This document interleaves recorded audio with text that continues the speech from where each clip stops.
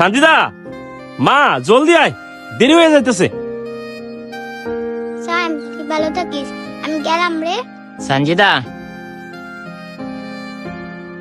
এটা তোর লগেই রাখিস, অনেক কষ্ট করে টাকা জমায় তোর জন্য কিনছিলাম।